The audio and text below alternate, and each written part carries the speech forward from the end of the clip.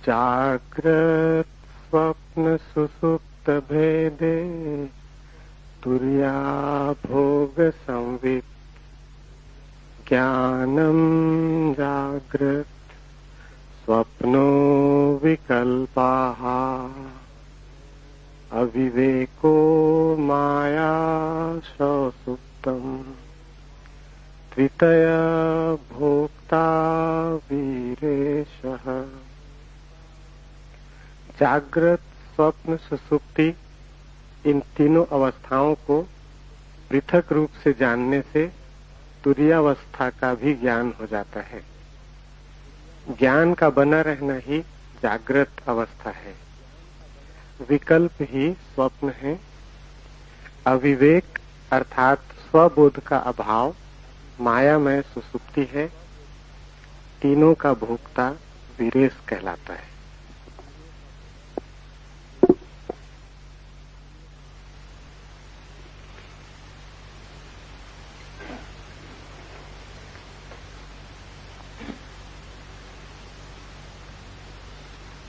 जागृत, स्वप्न और सुसुप्ति, इन तीनों अवस्थाओं को पृथक रूप से जानने से तुरीयावस्था का भी ज्ञान हो जाता है। तुरीया है चौथी अवस्था। तुरीयावस्था का अर्थ है परम ज्ञान। तुरीयावस्था का अर्थ है कि किसी प्रकार का अंधकार भीतर न रह जाए, सभी ज्योतिर्मय हो उठे, जरा सा कोना भी अंतस का अंधकारपूर्ण न हो, कुछ भी न बचे भीतर जिसके प्रति हम जागृत नहीं हो गए। बाहर और भीतर सब ओर जागृति का प्रकाश फैल जाए। अभी जहां हम हैं वहां या तो हम जागृत होते या हम स्वप्न में होते या हम सुसुप्ति में होते। चौथे का हमें कुछ भी पता नहीं। जब हम जागृत होते हैं तो बाहर का जगत तो दिखाई पड़ता है, हम खुद अंधेरे में होते। वस्तुएं तो दिखाई पड़ती हैं लेकिन स्वयं का कोई बोध नहीं होता। संसार तो दिखाई पड़ता है लेकिन आत्मा की कोई प्रतीति नहीं होती। ये आधी जागृत अवस्था है जिसको हम जागरण कहते हैं। सुबह नींद से उठकर वो अधूरा जागरण है, और अधूरा भी कीमती नहीं, क्योंकि व्यर्थ तो दिखाई पड़ता है और सार्थक दिखाई नहीं पड़ता। कूड़ा करकट तो दिखाई पड़ता है, हीरे अंधेरे में खो जाते। खुद तो हम दिखाई नहीं पड़ते कि कौन है, और सारा संसार दिखाई पड़ता है। दूसरी अवस्था है स्वप्न की। हम तो दिखाई पड़ते ही नहीं स्वप्न में, बाहर का संसार भी खो जाता है। सिर्फ संसार से बने हुए प्रतिबिंब मन में तैरते, उन्हीं प्रतिबिंबों को हम जानते और देखते। जैसे कोई दर्पण में देखता हो चांद को, या झील पर कोई देखता हो आकाश के तारों को। सुबह जागकर हम वस्तुओं को सीधा देखते हैं, स्वप्न में हम वस्तुओं के प्रतिबिंब देखते हैं, वस्तुएं भी नहीं दिखाई पड़ती। और तीसरी अवस्था है जिससे हम परिचित हैं, बाहर का जगत भी खो जाता है, वस्तुओं का जगत भी अंधेरे में हो जाता है, और प्रतिबिंब भी नहीं दिखाई पड़ते, स्वप्न भी तिरोहित हो जाता है। तब हम गहन अंधकार में पड़ जाते, उसी को हम सुसुप्ति कहते हैं। सुसुप्ति में न तो बाहर का ज्ञान रहता न भीतर का। जागृत में बाहर का ज्ञान रहता है, और जागृत और सुसुप्ति के बीच की एक मध्य कड़ी है स्वप्न, जहां बाहर का ज्ञान तो नहीं होता लेकिन बाहर की वस्तुओं से बने हुए प्रतिबिंब हमारे मस्तिष्क में तैरते हैं और उन्हीं का ज्ञान होता है। चौथी अवस्था है तुरीया, वही सिद्धावस्था है। सारी चेष्टा उसी को पाने के लिए, सब ध्यान, सब योग तुरीयावस्था को पाने के उपाय। तुरीयावस्था का अर्थ है भीतर और बाहर दोनों का ज्ञान। अंधेरा कहीं भी नहीं, न तो बाहर और न भीतर, पूर्ण जागृति, जिसको हमने बुद्धत्व कहा है, महावीर ने जिनत्व कहा है। न तो बाहर अंधकार है न भीतर, सब तरफ प्रकाश हो गया है। वस्तुओं को भी हम जानते हैं, स्वयं को भी हम जानते हैं। ऐसी जो चौथी अवस्था है वो कैसे पाई जाए, इसके ही ये सूत्र है। पहला सूत्र है जागृत, स्वप्न और सुषुप्ति, इन तीनों अवस्थाओं को पृथक रूप से जान लेने से तुरीयावस्था का ज्ञान हो जाता है। अभी हम जानते तो हैं लेकिन पृथक रूप से नहीं जानते। जब हम स्वप्न में होते हैं तब हमें पता नहीं चलता कि मैं स्वप्न देख रहा हूं, तब तो हम स्वप्न के साथ एक हो जाते। सुबह जाग के पता चलता है कि रात सपना देखा, लेकिन अब तो वो अवस्था खो चुकी। जब अवस्था होती है तब हम पृथक रूप से नहीं जान पाते, तादात्म्य हो जाता है। स्वप्न में लगता है कि हम स्वप्न हो गए, सुबह जाग के लगता है कि अब हम स्वप्न नहीं है, लेकिन अब हमारा तादात्म्य जागृत से हो जाता है। हम कहते हैं अब मैं जाग गया, लेकिन तुमने कभी सोचा कि रात तुम फिर सो जाओगे और ये तादात्म्य भी भूल जाएगा, फिर सपना आएगा और तुम सपने के साथ एक हो जाओगे।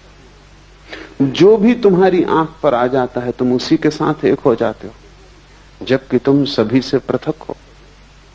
ये ऐसा ही है जैसे वर्षा आए और तुम समझने लगो कि मैं वर्षा हो गया, फिर गर्मी आए और तुम समझो कि मैं गर्मी हो गया, और फिर शीत आए और तुम समझो कि मैं शीत हो गया। लेकिन ये तीनों मौसम तुम्हारे आसपास हैं, तुम इन तीनों से अलग हो। बचपन था तो तुमने समझा कि मैं बच्चा हूं, जवान हुए तो तुमने समझ लिया कि मैं जवान हूं, बूढ़े हुए तो तुम समझ लोगे कि मैं बूढ़ा हूं, लेकिन तुम तीनों के पार हो। अगर तुम पार न होते तो बच्चा जवान होता कैसे? तुम्हारे भीतर कुछ है जो बचपन को छोड़ सका और जवान हो सका। वो कुछ बचपन और जवानी दोनों से अलग है। स्वप्न में तुम खो जाते हो, जागकर फिर तुम्हें लगता है सपना झूठ था। तुम्हारे भीतर कोई चेतना का तत्व है जो यात्रा करता है। स्वप्न, सुषुप्ति, जागृत तुम्हारे यात्रा के पड़ाव हैं, तुम नहीं हो। और जैसे ही तुम इस बात को समझ पाओगे कि तुम पृथक हो, अलग हो, वैसे ही चौथे का जन्म शुरू हो जाएगा। वो पृथकता ही चौथा है। महावीर ने इसके लिए बहुत कीमती शब्द प्रयोग किया। महावीर कहते हैं भेद विज्ञान। वे कहते हैं सारा विज्ञान अध्यात्म का भेद को साफ साफ कर लेने में वही इस शिव सूत्र का अर्थ है कि तुम्हें तीनों अवस्थाएं अलग अलग हैं, इसका पता चल जाए। जैसे ही तीनों अवस्थाओं को तुम अलग अलग जान लोगे, तुम ये भी जान लोगे कि मैं तीनों से अलग हूं। तुम्हें भेद की कला आ गई। अभी हमारी मनोदशा ऐसी है कि जो भी हमारे सामने होता है हम उसी के साथ एक हो जाते। किसी ने तुम्हें गाली दी, क्रोध उठा, उस क्षण में तुम क्रोध के साथ एक हो जाते। तुम भूल ही जाते हो कि क्षण भर पहले क्रोध नहीं था, तब भी तुम थे। क्षण भर बाद क्रोध फिर चला जाएगा, तब भी तुम रहोगे। तो क्रोध बीच में आया हुआ धुआं है। उसने तुम्हें कितना ही घेर लिया हो, लेकिन वो तुम्हारा स्वभाव नहीं। चिंता आती है तो चिंता का बादल घिर जाता है, सूरज छिप जाता है, तुम भूल ही जाते हो कि मैं पृथक हूं। सुख आता है तो तुम नाचने लगते हो, दुख आता है तो तुम रोने लगते हो। जो भी घटता है तुम उसी के साथ एक हो जाते हो। तुम्हें अपनी पृथकता का कोई बोध नहीं। इसे धीरे धीरे अलग करना सीखना होगा। हर स्थिति में अलग करना सीखना होगा। भोजन करते वक्त जानना कि जो भोजन कर रहा है वो शरीर है। भूख लगे तो जानना कि जिससे भूख लगी है वो शरीर है। मैं सिर्फ जानने वाला हूं। चेतना को कोई भूख लग भी नहीं सकती। गर्मी लगे और पसीना बहे तो जानना कि वो शरीर पर घट रहा है। इसका यह अर्थ नहीं कि तुम गर्मी में बैठे रहना और पसीना बहने देना। हटना, सुविधा बनाना, लेकिन शरीर के लिए ही सुविधा बनाई जा रही। तुम सिर्फ जानने वाले हो। धीरे धीरे प्रत्येक घटना जो तुम्हें घेरती है तुम उससे अपने को अलग करते जाना। कठिन है पृथक करना, क्योंकि बहुत बारीक फासला है। सीमा रेखा साफ नहीं है, क्योंकि अनंत जन्मों में तुमने तादात्म्य करना ही सीखा है, तोड़ना नहीं सीखा है। तुमने हमेशा अपने को जोड़ना सीखा है स्थितियों के साथ। तुम तोड़ने की बात ही भूल गए। इसका नाम ही बेहोशी है, ये जो तुमने जोड़ना सीख लिया है। एक सुबह मुल्ला नसरुद्दीन अस्पताल में अपने मित्र के पास बैठा। मित्र ने आंख खोली और उसने कहा कि नसरुद्दीन क्या हुआ? मुझे कुछ याद भी नहीं आता। नसरुद्दीन ने कहा कि रात तुम जरा ज्यादा पी गए और फिर तुम खिड़की पे चढ़ गए और तुमने कहा कि मैं उड़ सकता हूं और तुम उड़ गए। 3 मंजिल मकान पर थे। घटना जाहिर है, सब हड्डियां पसलियां टूट गई। मित्र ने उठने की कोशिश की और कहा कि नसरुद्दीन, और तुम वहां थे और तुमने ये होने दिया, और तुम किस तरह के मित्र हो? नसरुद्दीन ने कहा ये बात मत उठाओ। उस समय तो मुझे भी लग रहा था कि तुम ये कर सकते हो। यही नहीं, अगर मेरे पजामे का नाड़ा थोड़ा ढीला ना होता तो मैं तुम्हारे साथ आ रहा था। वो तो कहां उड़ने में पजामा संभालूंगा, इसलिए मैं रुक गया और बच गया। तुम ही थोड़ी पी गए थे, मैं भी पी गया था। बेहोशी का अर्थ है जो भी चित्त में दशा आ जाए उसी के साथ एक हो जाना। शराबी को एक ख्याल आ गया कि उड़ सकता हूं, तो अब वो भेद नहीं कर सकता। सोचने के लिए जगह नहीं, विवेक के लिए सुविधा नहीं, इसी के साथ एक हो गया। तुम्हारा जीवन इसी शराबी जैसा है। माना कि तुम खिड़कियों से नहीं उड़ते, और माना कि तुम अस्पताल में नहीं पाए जाते और हड्डियां नहीं तोड़ लेते, लेकिन बहुत गौर से देखोगे तो तुम अस्पताल में ही हो, तुम्हारी सब हड्डियां टूट गई,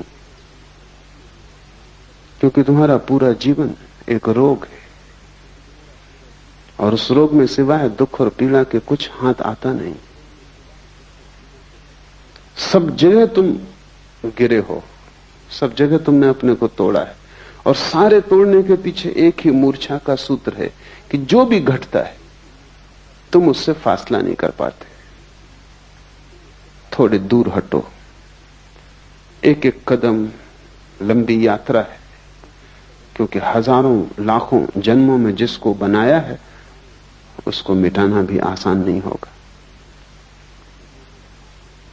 पर टूटना हो जाता है, क्योंकि वही सत्य है।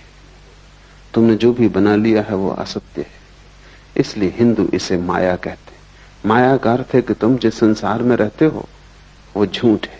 इसका यह अर्थ नहीं कि बाहर जो वृक्ष है वो झूठ है और पर्वत जो है वो झूठ है और आकाश में चांद तारे हैं वो झूठ है। नहीं, इसका केवल इतना ही अर्थ है कि तुम्हारा जो तादात्म्य है वो झूठ है, और उसी तादात्म्य से तुम जीते हो, वही तुम्हारा संसार है। कैसे तादात्म्य टूटे? तो पहले तो जागने से शुरू करो, क्योंकि वही थोड़ी सी किरण जागरण की है। स्वप्न से तो तुम कैसे शुरू करोगे? मुश्किल होगा। और सुसुप्ति का तो तुम्हें कोई पता नहीं, वहां तो सब होश खो जाता है। जागृत से शुरू करो। साधना शुरू होती है जागृत से, वो पहला कदम। फिर दूसरा कदम है स्वप्न, और तीसरा कदम है सुसुप्ति। और जिस दिन तुम तीनों कदम पूरे कर लेते हो, चौथा कदम उठ जाता है। वो चौथा कदम है तुरीयावस्था, वो सिद्धावस्था है। जागृत से शुरू करो, क्योंकि वही रास्ता है, इसलिए उसको जागृत कहा है। वो जागृत है भी नहीं, क्योंकि कैसी जागृति जब तुम वस्तुओं में खोए हुए हो और अपने प्रति तुम्हें कोई भी होश नहीं। इसको क्या जागरण कहना, नाम मात्र को जागरण है, लेकिन इसको जागृत कहा है। ठीक जागृत तो हमने बुद्ध पुरुषों को कहा है, लेकिन ये जागरण है इस अर्थ में कि इसमें थोड़ी सी संभावना जागने की है। तो पहले तुम जागरण से शुरू करो। भूख लगे भोजन देना, लेकिन इस स्मरण को साधे रखना कि भूख शरीर को लगती है, मुझे नहीं। पैर में चोट लगे तो मलहम पट्टी करना, अस्पताल जाना, दवा लेना, लेकिन भीतर एक जागरण को साधे रखना कि चोट शरीर को लगी है, मुझे नहीं। इतने स्मरण को रखने से ही तुम पाओगे कि 99% पीड़ा तिरोहित हो गई। 99% पीड़ा इतना होश रखने से ही तिरोहित हो जाती कि जो चोट लगी है वो मुझे नहीं। इतना बोध भी तत्क्षण तुम्हारे दुख को विसर्जित कर देता है। 1% बची रहेगी, क्योंकि ये बोध पूरा नहीं है। जिस दिन बोध पूरा हो जाएगा उस दिन समग्र दुख विसर्जित हो जाता है। बुद्ध ने कहा है, जागृत पुरुष का दुख निरोध हो जाता है। तुम उसे दुख नहीं दे सकते, तुम उसके हाथ पैर काट सकते हो, तुम उसकी हत्या कर सकते हो, तुम उसे आग में जला सकते हो, लेकिन दुख नहीं दे सकते, क्योंकि प्रतिपल जो भी घट रहा है वो उससे अलग है। तो जागने से शुरू करो। रास्ते पे चलना जरूर, लेकिन ध्यान रखना कि तुम नहीं चल रहे हो, शरीर ही चल रहा है। तुम कभी चले भी नहीं। तुम चलोगे कैसे? आत्मा का कोई पैर है कि वो चल सके? आत्मा का कोई पेट है कि उसे भूख लग सके? आत्मा की कोई भी वासना नहीं है, सभी वासना शरीर की। आत्मा निर्वासना है, इसलिए न चलती है न चल सकती है। तुम्हारा शरीर ही चल रहा है। इसे जब तक होश रहे संभालने की कोशिश करो। धीरे धीरे धीरे एक बड़ा अनूठा आह्लादकारी अनुभव होगा कि रास्ते पे तुम चलते हुए अचानक किसी दिन पाओगे कि तुम्हारे भीतर 2 हिस्से हो गए। एक चल रहा है और एक नहीं चल रहा है। एक भोजन कर रहा है और एक नहीं भोजन कर रहा है। उपनिषद कहते हैं, एक ही वृक्ष पर बैठे हैं 2 पक्षी। ऊपर का पक्षी शांत है, न हिलता न डुलता, न रोता न हंसता, न आता न जाता, बस बैठा है शांत। नीचे का पक्षी बड़ा बेचैन है, इस डाल से उस डाल पर उछलता है, इस फल को पकड़ता है, उसको पकड़ता है, बड़े सपने देखता है, बड़ी दौड़ धूप करता है। वो दोनों पक्षी तुम्हारे भीतर है। वो जो वृक्ष है वो तुम हो। एक तुम्हारे भीतर पक्षी है जो कभी हिला डुला नहीं, जो बस बैठा देख रहा है। उस पक्षी को हमने साक्षी कहा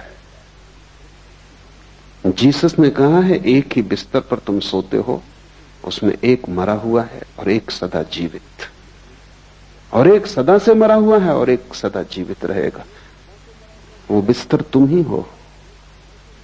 जब रात तुम बिस्तर पे सोते हो तो एक उसमें मुर्दा है और एक उसमें शाश्वत चैतन्य है। पर फर्क करना, फासला करना, कठिन श्रम, उद्यम की जरूरत है। तो पहले तो तुम दिन से कोशिश करो।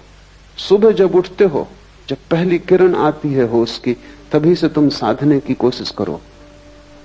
हजारों प्रयास करोगे तब कहीं एक प्रयास सफल होगा। पर एक भी सफल हो जाए तो तुम पाओगे कि हजारों साल भी मेहनत करनी महंगी नहीं थी। क्योंकि एक क्षण को भी तुम्हें यह पता चल जाए कि जो चल रहा है वो तुम नहीं, जो रुका है वो तुम हो, जो वासना से भरा है वो तुम नहीं, जो सदा निर्वासना है वो तुम हो, जो मरण धर्म है वो तुम नहीं, जो अमृत का स्रोत है वो तुम हो। एक क्षण को भी इसका पता चल जाए तो एक क्षण को भी तुम महावीर या बुद्ध हो जाओ या शिवत्व को उपलब्ध हो जाओ तो तुमने महासंपदा का द्वार खोल लिया। फिर यात्रा सरल है। स्वाद के बाद यात्रा बड़ी सरल है, स्वाद के पहले ही सारी कठिनाई है। दिन से शुरू करो, और अगर तुमने दिन से शुरू किया तो तुम धीरे धीरे सफल हो जाओगे, स्वप्न में भी। गुरुजीएफ इस सदी का एक बहुत बड़ा गुरु, महागुरु, वो अपने साधकों को पहले तो दिन में होश रखना सिखाता था, फिर स्वप्न में होश रखना सिखाता था। तो उसकी प्रक्रिया थी कि जब तुम सोने लगो तब एक ही बात स्मरण रखो कि ये स्वप्न है। अभी स्वप्न शुरू नहीं हुआ, तुम अभी जागे हो, तभी से तुम ये सूत्र अपने भीतर दोहराने लगो कि जो मैं देख रहा हूं ये स्वप्न है। कमरे को चारों तरफ देखो और ये भाव मन में गहरा करो कि जो मैं देख रहा हूं ये स्वप्न है।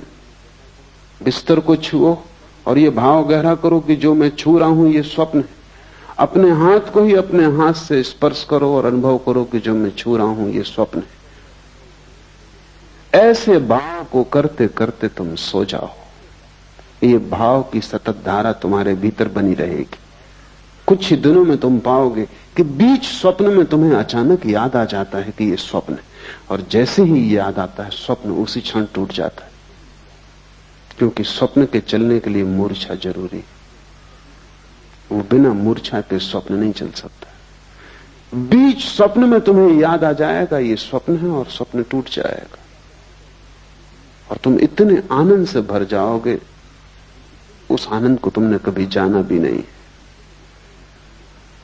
नींद टूट जाएगी, स्वप्न बिखर जाएगा, और एक गहरा प्रकाश तुम्हें घेर लेगा। ज्ञानी पुरुष के स्वप्न तिरोहित हो जाते, क्योंकि नींद में भी वो स्मरण रख पाता है कि ये स्वप्न है। भारत ने इसके बड़े अनूठे प्रयोग किए। शंकर वेदांत में सारे जगत को माया की जो धारणा है वो इसी का एक प्रयोग है। सन्यासी को 24 घंटे स्मरण रखना है कि जो भी हो रहा है सब स्वप्न है। जागते भी, रास्ते से गुजरते, बाजार में बैठे हुए भी स्मरण रखना है कि जो भी है सब स्वप्न है। ये क्यों? ये एक प्रयोग है, एक प्रक्रिया है, एक विधि है। अगर तुमने 8 घंटे जागते में स्मरण रखा कि जो भी हो रहा है ये स्वप्न है, तो ये स्मरण इतना गहरा हो जाएगा कि जब रात स्वप्न भी चलेगा तब तुम वहां भी याद रख सकोगे, वहां भी तुम याद रख सकोगे कि ये स्वप्न। अभी तुम याद नहीं रख पाते। अगर ठीक से समझो तो अभी भी तुम उल्टे अर्थों में यही कर रहे हो। 24 घंटे जब तुम जागते हो तब तुम समझते हो जो भी देख रहा हूं ये सत्य है। इसी प्रतीति के कारण रात सपने को देख के भी तुम समझते हो कि जो मैं देख रहा हूं वो सत्य है, क्योंकि ये प्रतीति गहरी हो जाती। सपने से झूठा और क्या होगा। और तुमने कितनी बार रोज सुबह उठ के नहीं पाया कि सपना झूठा है, व्यर्थ है, लेकिन फिर दोबारा तुम सोते हो और फिर वही भूल होती। क्यों ये भूल बार बार होती? इस भूल के पीछे कोई बहुत गहरा कारण होना चाहिए। वो कारण ये है कि तुम जो भी देखते हो जागृत में उसको तुम समझते हो ये सत्य है। जब सब कुछ देखा हुआ तुम सत्य मानते हो तो रात तुम सपने को देखते हो, उसको तुम असत्य कैसे मानोगे?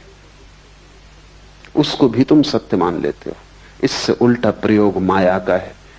तुम जो भी देखते हो उसे दिन भर स्मरण रखते हो कि यह असत्य, बार बार भूलते हो, फिर याद को संभालते हो, फिर स्मरण लाते हो कि यह असत्य है। ये सब जो मैं देख रहा हूं चारों तरफ एक बड़ा नाटक है, और मैं दर्शक से ज्यादा नहीं। मैं भोगता नहीं हूं, करता नहीं हूं, सिर्फ साक्षी हूं। इस भाव को अगर तुम संभालते हो तो इसकी भीतर धारा बन जाती। तब रात सपना टूट जाता है, और जिसका सपना टूट गया उसकी बड़ी उपलब्धि है। जब सपना टूट जाए तो फिर तीसरा चरण उठाया जा सकता है।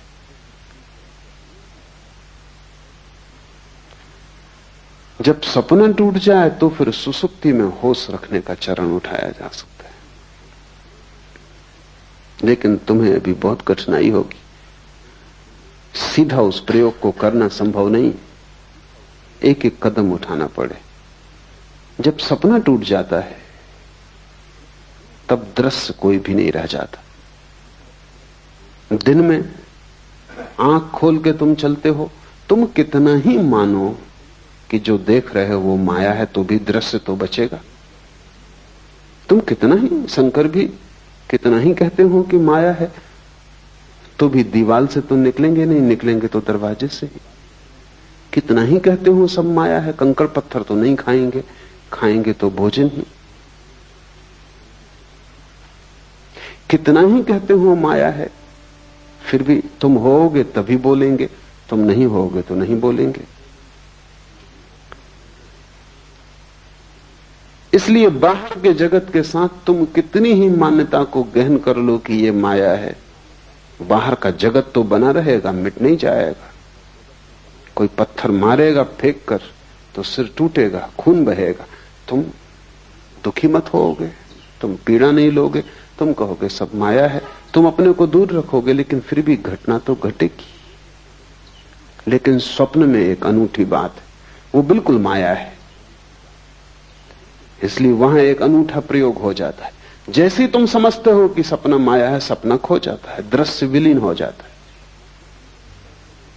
और जब दृश्य विलीन हो जाता है तभी दृष्टा के प्रति आंख जा सकती है।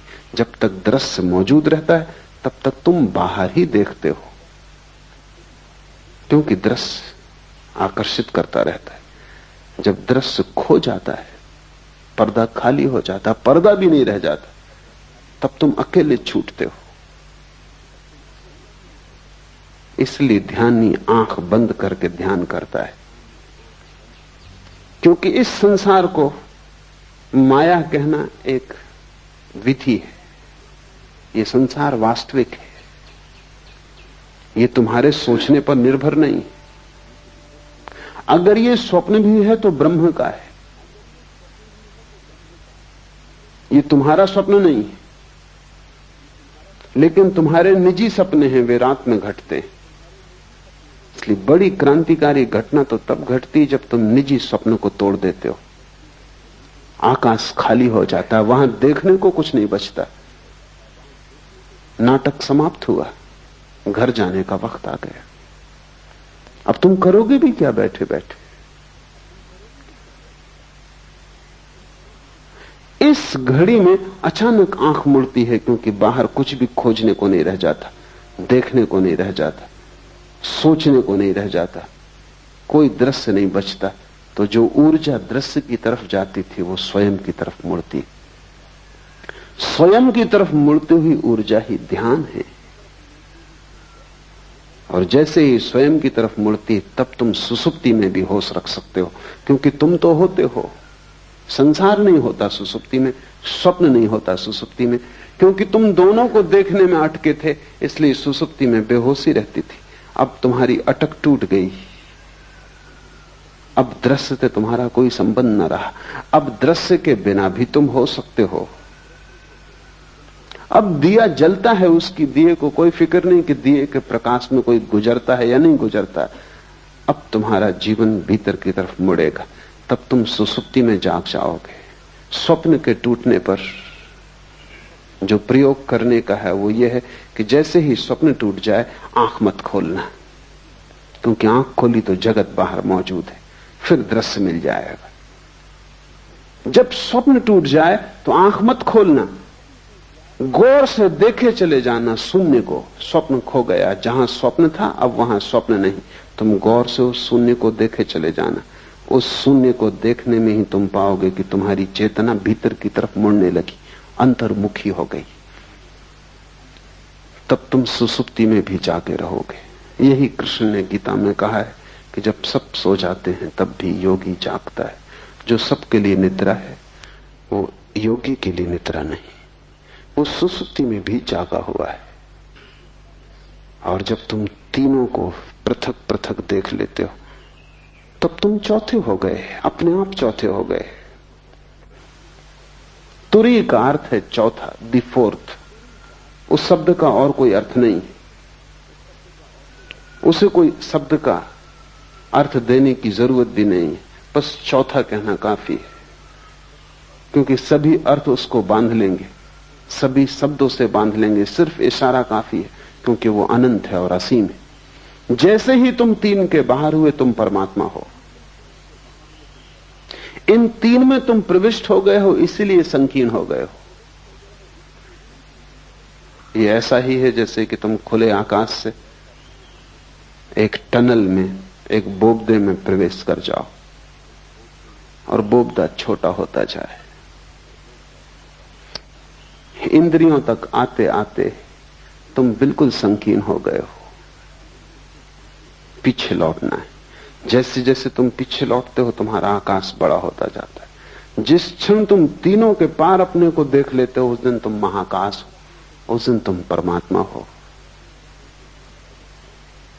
ऐसे ही जैसे कि कोई आदमी दूरबीन से देखता है आकाश को, दूरबीन का छोटा सा छेद वो अपनी सारी आंखों को उसी पर लगा देता है,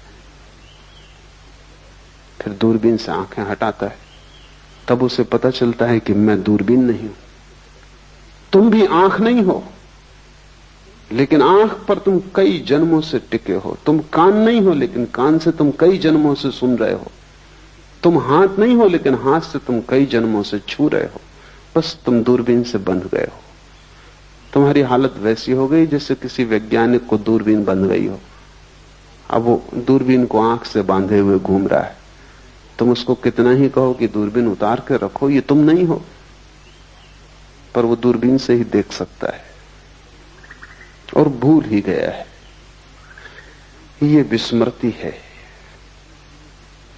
इस विस्मृति को तोड़ने की प्रक्रिया है। जागृत से शुरू करो, सुसुप्ति पर पूर्ण होने दो।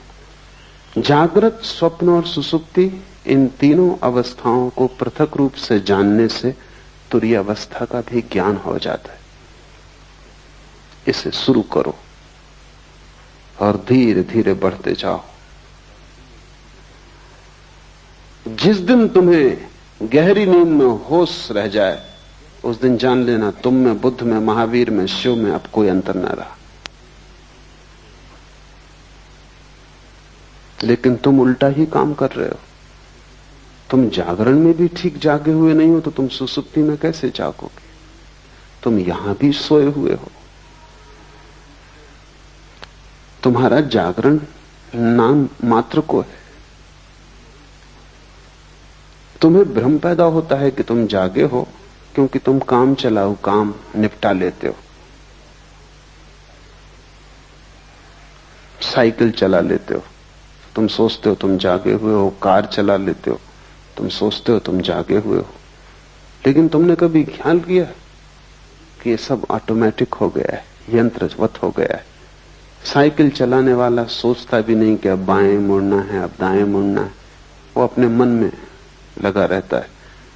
साइकिल बाएं मुड़ती, दाएं मुड़ती, वो अपने घर पहुंच जाता है। सोचना या होशपूर्वक चलने की कोई जरूरत नहीं।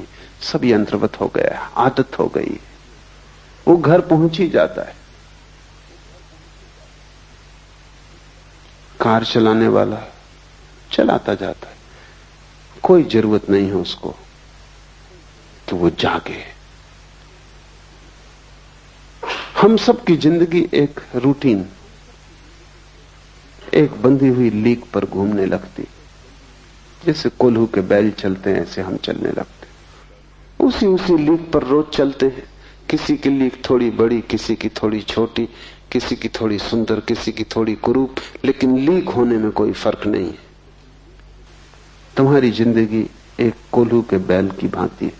सुबह उठते हो, एक धारा चलती है, रात सो जाते हो, एक वर्तुल पूरा हुआ, फिर सुबह उठते हो, फिर वही। ये सब इतनी बार तुमने दोहराया है कि अब होश रखने की कोई जरूरत ही नहीं। ये बेहोशी में ही हो जाता है। समय पर भूख लग जाती है, समय पर नींद आ जाती है, समय पर उठ के तुम बाजार चल पड़ते हो। तुम पूरी जिंदगी को ऐसे सोए सोए एक वर्तुल में गुजार रहे हो।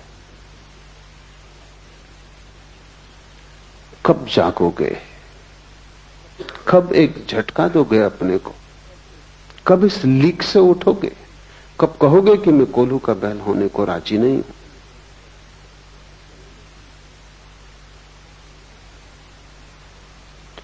जिस दिन तुम्हें झटका देने का ख्याल आ जाएगा,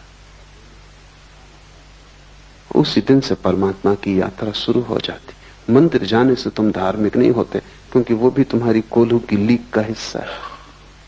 तुम वहां भी चले जाते हो क्योंकि तुम सदा जाते रहे हो, क्योंकि तुम्हारे मां बाप जाते रहे, उनके मां बाप जाते रहे इसी मंदिर में, इसी शास्त्र को तुम पढ़ते रहे हो, तो तुम पढ़ते चले जाते हो। लेकिन ये कोल्हू की लीक है। क्या तुम कभी होशपूर्वक मंदिर गए? होशपूर्वक अगर तुम जा सको तो मंदिर जाने की जरूरत न रह जाएगी। जहां होश हो जाएगा तो वहीं पाओगे मंदिर। होश मंदिर है। लेकिन ईसाई चला जा रहा है चर्च की तरफ, सिख चला जा रहा है गुरुद्वारा की तरफ, हिंदू चला जा रहा है मंदिर की तरफ, बंधे हुए अपनी अपनी लीक पर। तुम्हारी ये सोई सोई अवस्था तुम्हारे अतिरिक्त कोई भी नहीं तोड़ सकता। तो पहली बात जान लेनी जरूरी है कि तुम्हारा जागृत भी सोया हुआ है और योगी का सुसुप्ति भी जागी हुई होती। तुम बिल्कुल उल्टे योगी हो। और जिस दिन तुम इससे विपरीत हो जाओगे, उसी दिन जीवन का सार सूत्र तुम्हारे हाथ आ जाएगा। तीनों को अलग अलग जान लो तो जानने वाला तीनों से अलग हो जाता है। तुम मात्र ज्ञान हो, इसके अतिरिक्त कुछ भी नहीं। तुम सिर्फ होश मात्र हो, लेकिन तीनों से अपने को तोड़ो। पढ़ता था मैं एक सूफी फकीर के संबंध में, जुन्नत के बाबत। कोई उसे गाली दे जाता तो वो कहता कि कल आके उत्तर दूंगा। कल जाके कहता कि अब उत्तर की कोई जरूरत नहीं। तो आदमी पूछता कि कल मैंने गाली दी, कल तुमने क्यों उत्तर न दिया? कि तुम अनूठे आदमी हो, गाली किसी को दो तो वो उसी वक्त उत्तर देता, क्षण भर नहीं रुकता। जुन्नद ने कहा कि मेरे गुरु ने कहा है कि अगर जल्दी की तो मूर्छा हो जाती, तो थोड़ा वक्त देना। कोई गाली दे, उसी वक्त अगर उत्तर दिया तो उत्तर मूर्छा में दिया जाएगा, क्योंकि गाली तुम्हें घेरे होगी, उसका ताप तुम्हें पकड़े होगा, उसका धुआं अभी आंखों में होगा। थोड़ा बादल को गुजर जाने दो, 24 घंटे का वक्त दो, फिर उत्तर देना। और जुन्नैद कहता कि मेरा गुरु बहुत चालबाज आदमी था, क्योंकि जब से मैं उत्तर ही नहीं दे पाया।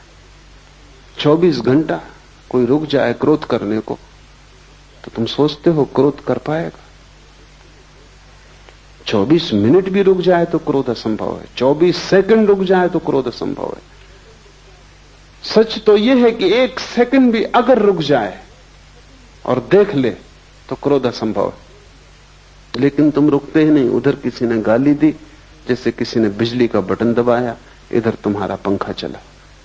इसमें रत्ती भर का फासला नहीं है, इसमें जरा सी भी संद नहीं है, और तुम सोचते हो कि तुम बड़े होशपूर्ण हो। तुम मालिक भी नहीं हो अपने। बेहोश आदमी अपना मालिक हो भी नहीं सकता। कोई भी बटन दबाता है और तुम्हें चलाता है। कोई आया, तुम्हारी खुशामद की और तुम खिलखिला गए, गदगद हो गए।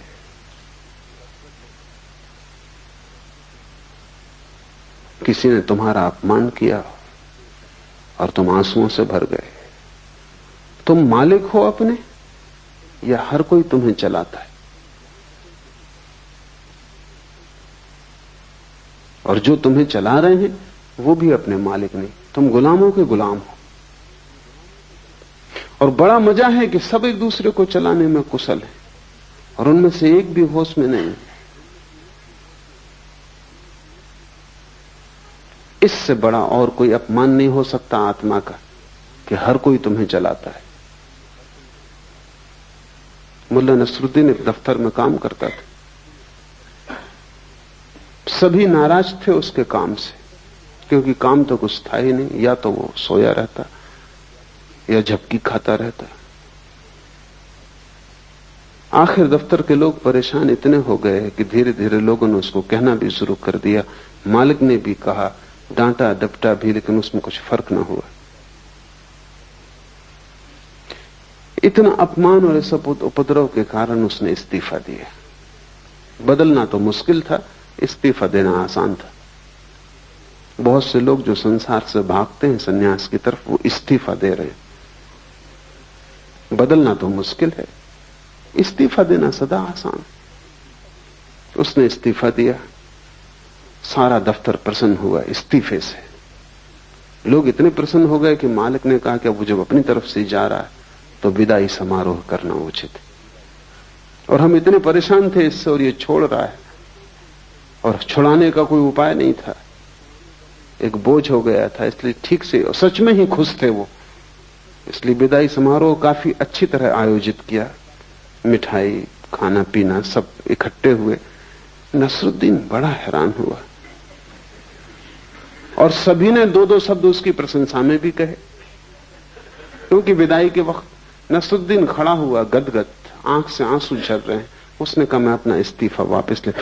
मुझे पता ही नहीं था कि तुम सब इतना प्रेम मेरे लिए करते।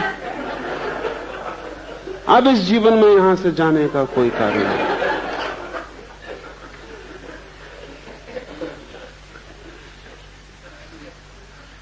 हम संचालित हो रहे हैं,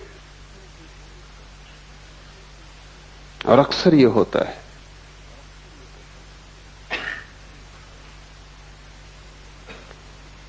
कि चारों तरफ पूरा संसार एक एक व्यक्ति को चला रहा है, और मौसम चारों तरफ बदलता रहता है, हजारों तरह के लोग हैं। इसलिए तुम्हारे भीतर एक गहरा विभ्रम और एक कंफ्यूजन है, होगा ही, क्योंकि तुम एक से चालित नहीं हो। एक से चालित तो वही है जो भीतर जागा हुआ है। उसकी जिंदगी में एक स्पष्टता होगी, निरभ्रता होगी, उसके जीवन में एक सफाई होगी, एक निर्णय होगा, उसके जीवन में एक दिशा होगी। तुम्हारे जीवन में कोई दिशा नहीं हो सकती। तुम तो ऐसे जैसे कोई आदमी भीड़ में धक्के में चलता है, वो चल भी नहीं रहा, लेकिन भीड़ इतना धक्का दे रही है कि खड़ा भी नहीं रह सकता। कोई बाएं धक्का देता है तो वो बाएं चला जाता है, कोई दाएं धक्का देता है तो वो दाएं चला जाता है। तुम्हारी पूरी जिंदगी भीड़ में चलती हुई है। तुम गौर से देखो, समझ में आ जाएगा। कोई कुछ कह रहा है वो तुम करते हो, फिर कोई कुछ और कहता है वो तुम करते हो, फिर तुम्हारे भीतर इतने विरोधाभास हो जाते।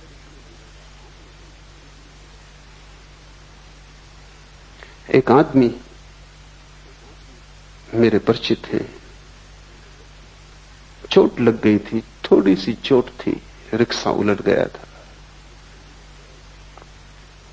फिर अस्पताल से भी छूट गए, फिर 6 महीने भी बीत गए, भले चंगे भी हो गए, लेकिन फिर भी वो अपनी बैसाखी। तो मैं उनको पूछा, कभी बैसाखी कब छोड़ोगे? कहते, छोड़ना तो मैं भी चाहता हूं, मेरा डॉक्टर कहता है बेकार है, लेकिन मेरा वकील कहता है अभी रखो, जब तक मुकदमा तय न हो जाए। तो किसकी सुनूं? तुम्हारा वकील कुछ कहता है, तुम्हारा डॉक्टर कुछ कहता है, पत्नी कुछ कहती, पति कुछ कहता, बेटा कुछ कहता, बाप कुछ कहता। चारों तरफ तुम्हें चलाने वाले मालिक, करोड़ों मालिक हैं, और तुम अकेले हो, और तुम सबकी सुनते हो। जो भी दबा देता है उसी की सुनते हो। तब तुम्हारे भीतर सब दरारें बढ़ जाती हैं, खंड खंड हो जाता है व्यक्तित्व। जब तक तुम भीतर की न सुनोगे तब तक तुम अखंड नहीं हो सकते।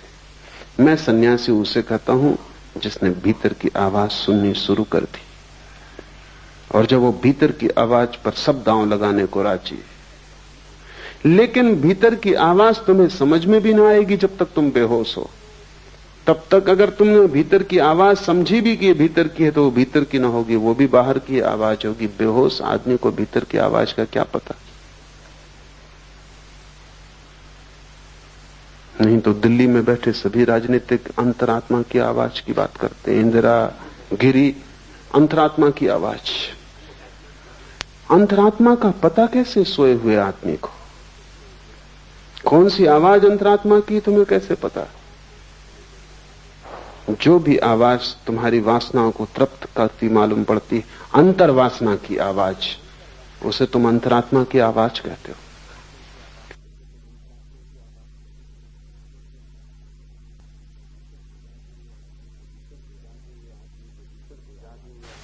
सिर्फ जागे हुए आदमी के भीतर कोई आवाज होती, और वो आवाज तुम्हें मिल जाए तो तुम्हारे जीवन में सब जो कलुष है, वो जो उपद्रव है, वो 1000 तरह के विक्षिप्त स्वर है कि तुम एक भीड़ हो गए हो, एक व्यक्ति नहीं। तुम एक बाजार की तरह हो जिसमें सब चल रहा है। बंबई का शेयर बाजार हो तुम, सब चल रहा है।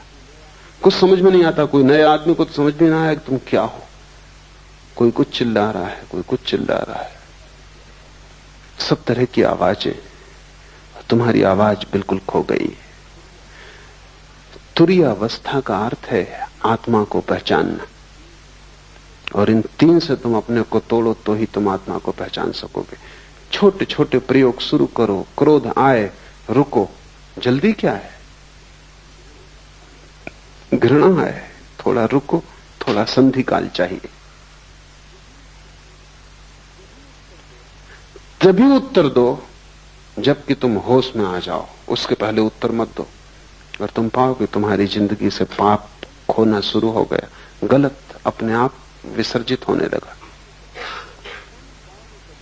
तुम अचानक पाओगे कि अब क्रोध का उत्तर देने की कोई जरूरत न रही। यह भी हो सकता है कि जिसने तुम्हारा अपमान किया था तुम उसे धन्यवाद देने भी जाओ, क्योंकि उसने भी तुम्हारा उपकार किया है, तुम्हें एक जागने का मौका दिया है। कबीर ने कहा है, निंदक नीरे राखिए आंगन कुटी छबाए। वो जो तुम्हारी निंदा कर रहा है उसे तुम पास में ही संभाल के इंतजाम कर दो, उसको घर में ही ठहरा लो, क्योंकि वो तुम्हें जागने का मौका देगा। जो जो तुम्हें मूर्छित होने का मौका देता है, अगर तुम चाहो तो उसी मौके को तुम जागरण की भी सीढ़ी बना सकते हो। जिंदगी ऐसे है जिससे रास्ते पे एक बड़ा पत्थर पड़ा हो। जो ना समझे वो पत्थर को देखते लौट जाते हैं, वो कहते हैं रास्ता बंद है। जो समझदार है वो पत्थर पे चढ़ जाते, वो उसको सीढ़ी बना लेते हैं, और जैसे ही सीढ़ी बना लेते हैं और भी ऊपर का रास्ता उन्मुक्त हो जाता है। साधक के लिए एक ही बात स्मरण रखनी है कि जीवन का हर क्षण जागृति के लिए उपयोग कर लिया जाए। चाहे भूख हो, चाहे क्रोध हो, चाहे काम हो, चाहे लोभ हो, हर स्थिति को जागरण के लिए उपयोग कर लिया जाए। रत्ती रत्ती तुम इस तरह इकट्ठा करोगे जागरण, तो तुम्हारे भीतर ईंधन इकट्ठा हो जाएगा। उस ईंधन से जो ज्वाला पैदा होती है उसमें तुम पाओगे कि तुम न तो जागृत हो, न तुम स्वप्न हो, न तुम सुसुप्ति हो, तुम तीनों के पार पृथक हो।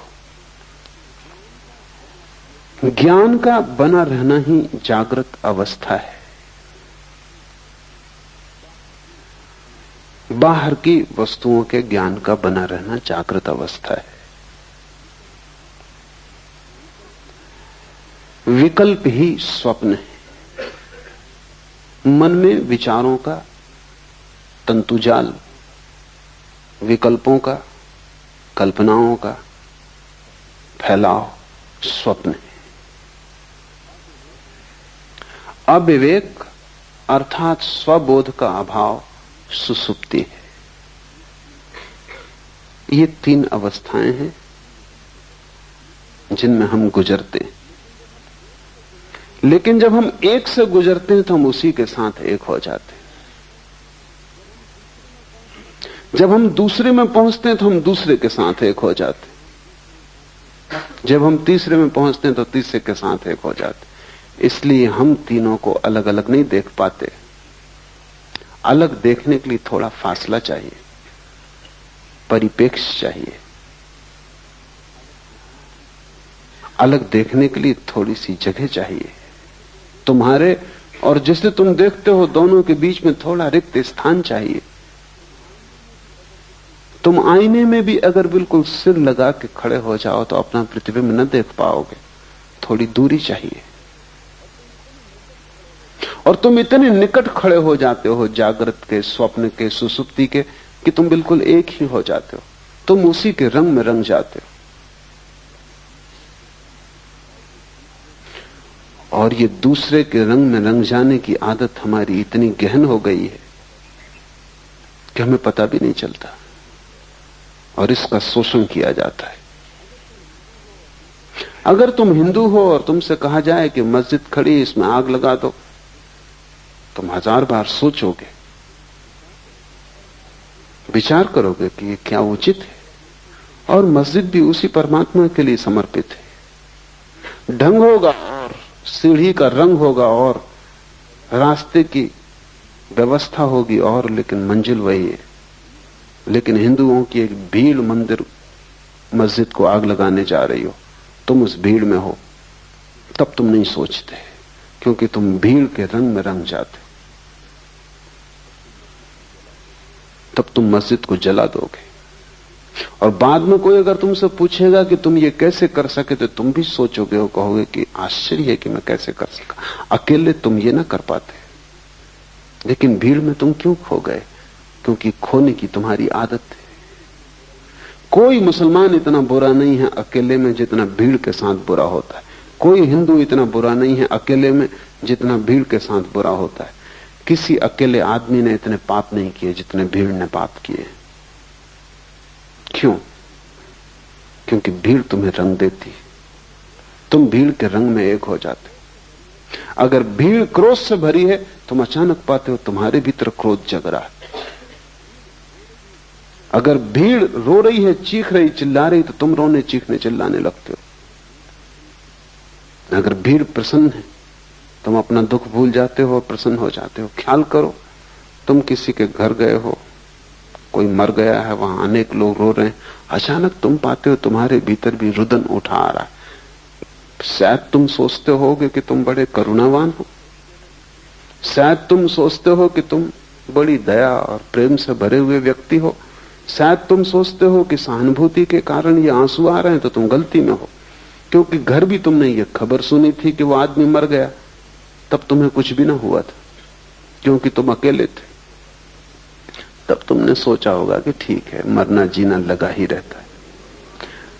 बजाय इसके कि आदमी मर गया, इससे तुम्हें दुख होता, तुम्हें यही झंझट आई होगी कि अब जाना पड़ेगा और संवेदना प्रकट करनी पड़ेगी। अब 25 दूसरे काम थे, अब एक और उपद्रव बीच में आ गया। और ये आदमी था ही ऐसा, बेवक्त मरा। कोई वक्त था आज मरने का? ये तुम्हारे विचार रहे होंगे। लेकिन तुम जब घर में पहुंचोगे और वहां तुम लोगों को रोते देखोगे, भीड़ जब वहां दुखी हो रही होगी, तुम अचानक पाओगे तुम्हारे भीतर भी बड़े भाव उठ। ये भाव 2 कौड़ी के और खतरनाक है, क्योंकि भीड़ तुम्हें रंगे दे रही है। तुम अपने को बचाना।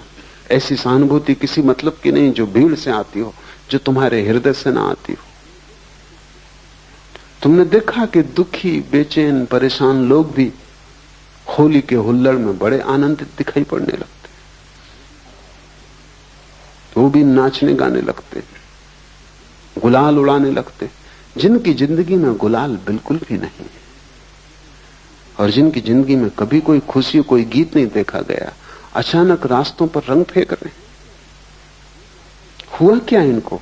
यही आदमी कल चला जा रहा था, मरा मरा, इसका पैर नहीं उठ रहा था, इसकी जिंदगी ऐसी थी जैसे सुसुप्त, और यही आदमी आज नाच रहा है। भीड़ ने रंग दिया ऐसे। साधक को भीड़ से सावधान होना चाहिए। तुम अपनी आवाज खोजो, अपना स्वर खोजो। भीड़ तुम्हें सदा से धक्के दे रही है और तुम भीड़ के साथ, जो भीड़ तुम्हें बनाती है वही तुम हो जाते हो। ये क्यों हो पाता है? ये इसलिए हो पाता है कि तुम पृथकता अपनी अनुभव नहीं करते, और जहां भी तुम्हें अपनी पृथकता खोने का मौका मिलता है तुम तत्क्षण खो देते हो। तुम उधार बैठे हो कि कहीं भी डूब जाओ। नींद आई तो नींद में डूब गए, जागृत आया तो जागृत में डूब गए, स्वप्न आया तो स्वप्न में डूब गए। लोग दुखी हैं तो तुम दुखी हो गए, लोग सुखी हैं तो तुम सुखी हो गए। तुम हो या सिर्फ तुम एक डूबने का बिंदु हो? तुम्हारा कोई अस्तित्व है? तुम्हारा कोई केंद्र है? उस केंद्र का नाम ही आत्मा है। अपने अस्तित्व को जगाओ,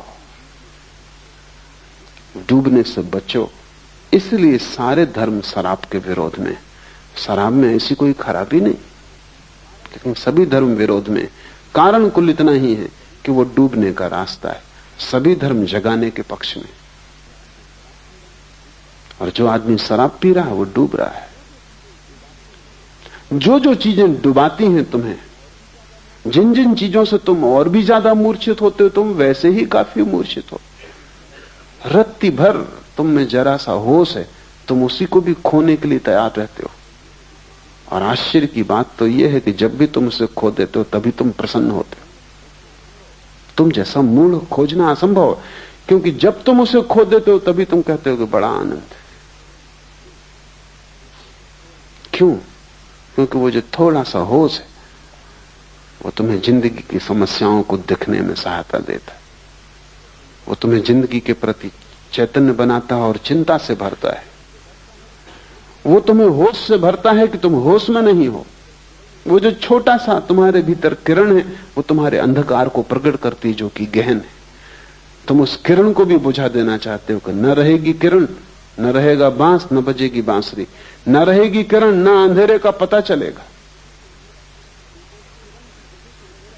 क्योंकि उस किरण की वजह से अंधेरा पता चलता। हटाओ इस किरण को, पी लो शराब, डूब जाओ किसी भीड़ के उपद्रव में, राजनीति में, इसमें उसमें, कहीं भी अपने को लगा दो ताकि तुम अपने को भूल जाओ।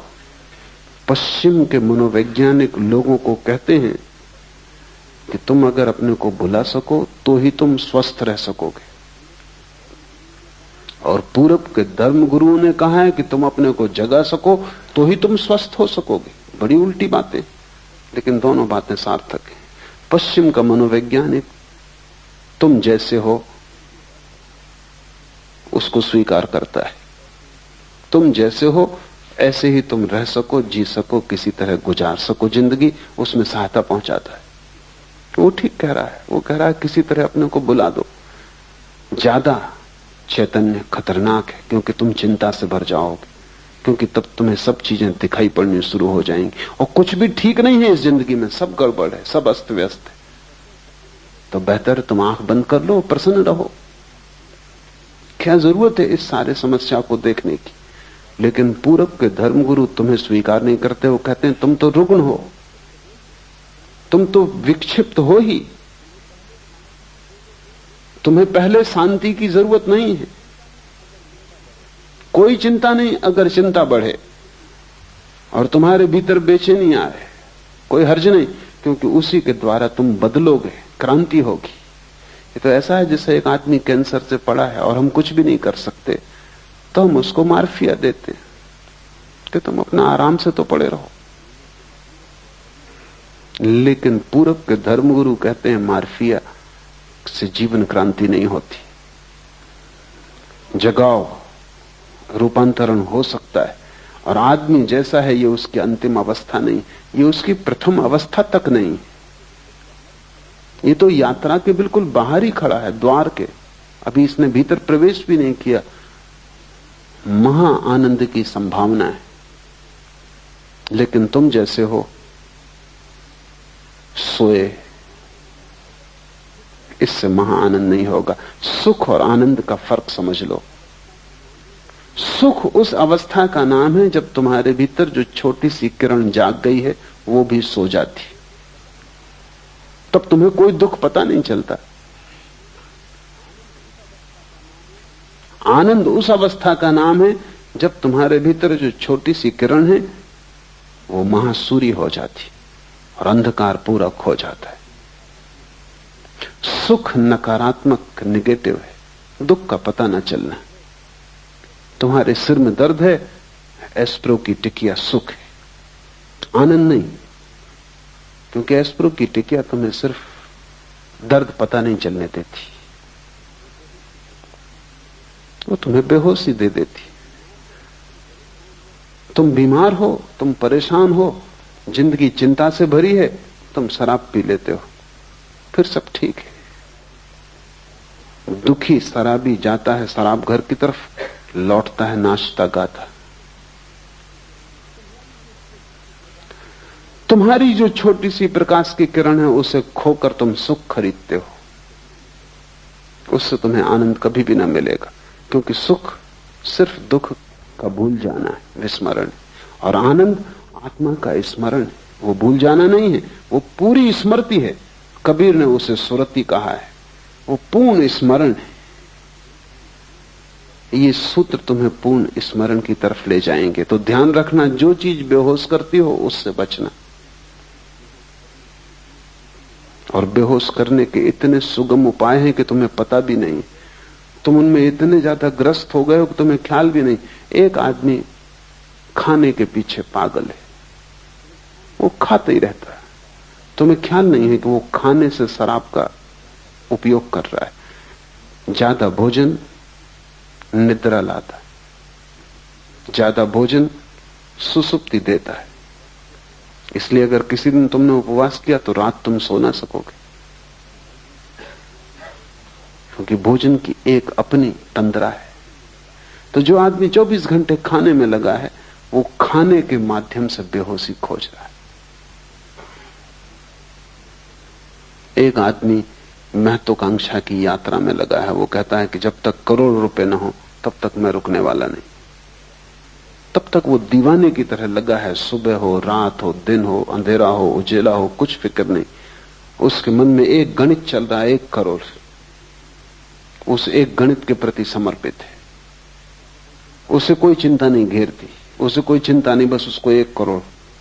उसको चिंता उस दिन घेरेगी जब 1 करोड़ पाने में सफल हो जाए, तब अचानक वो पाएगा कि बेकार गए, अब क्या करना है।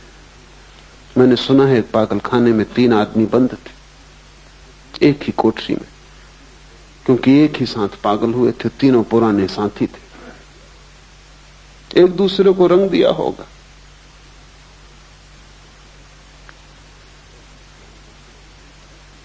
एक मनोवैज्ञानिक उनका अध्ययन करने आया था, तो उसने पागलखाने के डॉक्टर को पूछा कि इसमें नंबर 1 की क्या तकलीफ है। उसने कहा, ये नंबर 1 एक रस्सी में लगी हुई गांठ को खोलने का उपाय कर रहा था और खोल नहीं पाया, उसी में पागल हुआ। और ये दूसरा क्या कर रहा था, ये भी वही गांठ खोल रहा था रस्सी में लगी, और खोलने में सफल हो गया और इसीलिए पागल हुआ। वो मनोवैज्ञानिक थोड़ा हैरान हुआ। उसने कहा, ये तीसरे सज्जन? उसने कहा, ये वो सज्जन है जिनने गांठ लगाई थी।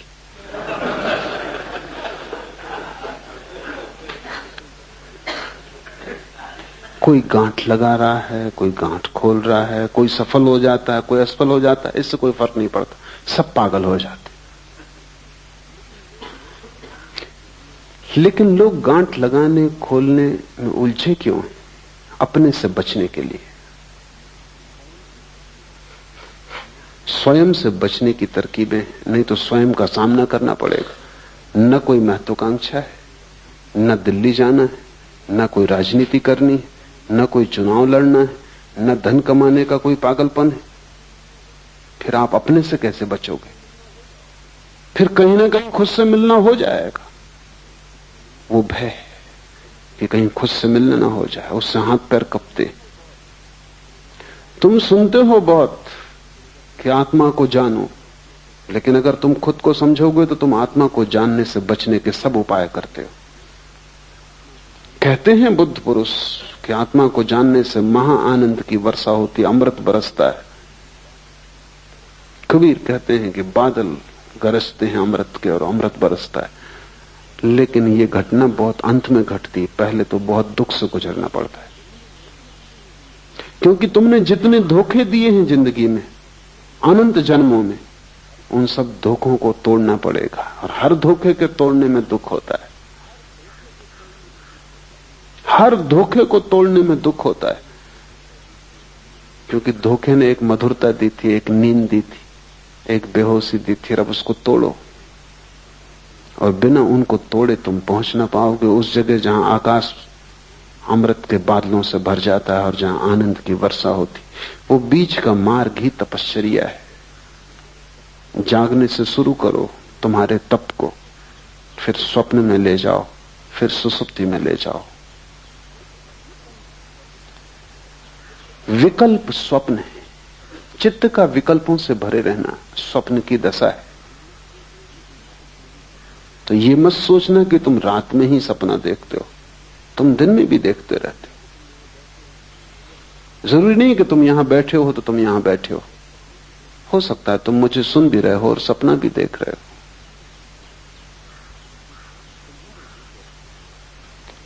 तुम्हारे भीतर 24 घंटे एक अंतर्धारा सपने की चलती रहती। जागने में भी भीतर तो एक सपना तुम्हें घेरे ही रहता है, कुछ ना कुछ चलता ही रहता है। कभी भी आंख बंद करो और तुम पाओगे कि भीतर कुछ चल रहा है। यह हालत ऐसी है जैसे दिन में, रात में तो आकाश में तारे दिखाई पड़ते हैं, दिन में दिखाई नहीं पड़ते क्योंकि सूरज के प्रकाश में ढक जाते। इससे तुम ये मत समझना कि खो जाते, वो अपनी जगह है, खोएंगे कहां, जाएंगे कहां। तुम किसी गहरे कुएं में चले जाना और गहरे कुएं में से खड़े होकर दिन में देखना तो तुम्हें तारे आकाश में दिन में भी दिखाई पड़ जाएंगे, क्योंकि तारों को देखने के लिए अंधेरा चाहिए। सूरज की रोशनी की वजह से तारे दिखाई नहीं पड़ते। यही हालत स्वप्न की है। रात में ही सपने दिखाई पड़ते हैं ऐसा नहीं है, लेकिन रात का अंधकार चाहिए, आंख बंद हो तो दिखाई पड़ते। दिन में आंखें खुली हैं, 25 और काम करने जरूरी हैं। सपने तो भीतर बने रहते हैं, दिखाई नहीं पड़ते। दिन में भी तुम अगर आराम कुर्सी पर आंख बंद करके बैठ जाओ, तत्क्षण दिवा स्वप्न शुरू हो जाएगा। वो चल ही रहा था, वो भीतर चलता ही रहता है, उसका एक अंतर सूत्र है। इस अंतर सूत्र को तोड़ना बहुत जरूरी, क्योंकि दिन में तुम तोड़ सको तो रात में तोड़ पाओगे, दिन में ही ना तोड़ सके तो रात में कैसे तोड़ोगे। सभी मंत्रों का उपयोग इस अंतर सूत्र को तोड़ने के लिए किया जाता है। जैसे कि कोई एक आदमी को मंत्र दे दिया उसके गुरु ने कि तू काम कर, बाजार जा, सामान बेच, खरीद, लेकिन भीतर राम राम राम की अंतर्ध्वनि चलने दे। ये क्या है? अगर तुम काम करते वक्त भीतर राम की अंतर्ध्वनि चलने दो तो वो जो शक्ति स्वप्न बनती थी, स्वप्न की धारा बनती थी, वो राम की धारा बन जाएगी, क्योंकि वही शक्ति है जो भीतर सपना बनती। तो भीतर तुमने एक अपना ही सपना पैदा कर लिया, राम राम राम राम। बाहर तुम सब काम करते हो और भीतर तुम राम का अनुस्मरण करते हो। तो वो जो शक्ति तुम्हारे भीतर खाली पड़ी सपना देखती थी, वो राम का स्मरण बन जाएगी। इससे कुछ राम नहीं मिल जाएंगे, लेकिन सपने के तोड़ने में सहायता मिलेगी। और जिस दिन तुम रात नींद में भी पाओगे कि सपना नहीं चल रहा बल्कि राम की धारा चल रही, उस दिन समझ लेना कि दिन में सपना टूट गया। तो मंत्र की सफलता नींद में पता चलती, दिन में पता नहीं चलती। कैसे पता चलेगी? अगर तुम दिन भर राम का जप करते रहे हो तो रात सोते समय सपना पैदा नहीं होगा, राम की धारा चलेगी। ये धारा इतनी सघन हो सकती है कि तुम कल्पना भी नहीं कर सकते। स्वामी राम राम राम जपते रहते थे। तो एक रात हिमालय में ठहरे वो अपने एक मित्र के पास, सरदार पूर्ण सिंह के पास, अकेली कोठरी में थे। दूर पहाड़ में बनी कोठी थी, वहां कोई पास था भी नहीं, मीलों तक। सरदार पूर्ण सिंह को कुछ नींद नहीं आई, कुछ मच्छर थे, कुछ गर्मी थी। तो वो बड़े हैरान हुए कि राम राम राम की आवाज चल रही कोठरी में। स्वामी राम तो सो गए। तो वो उठे, थोड़ा भय भी लगा कि यहां कोई तीसरा आदमी तो है नहीं। और ये राम की आवाज। तो दिया लेके सब तरफ देखा है, बाहर कोई भी नहीं है। कमरे में फिर आए तो और हैरानी हुई कि बाहर आवाज कम सुनाई पड़ती, कमरे में ज्यादा सुनाई पड़ती। और जैसे राम की खाट के पास पहुंचे तो आवाज और ज्यादा सुनाई पड़ने लगी। तो उन्होंने दिए से राम को देखा कि कहीं वो जाग के राम का स्मरण तो नहीं कर रहे हैं। तो वो तो गहरी नींद में सो रहे हैं, गर्राटा आ रहा। तो वो बहुत हैरान हुए, करीब आके बैठ गए, कान लगा के सुनने लगे। पूरे शरीर के रोए रोए से राम की आवाज आ रही।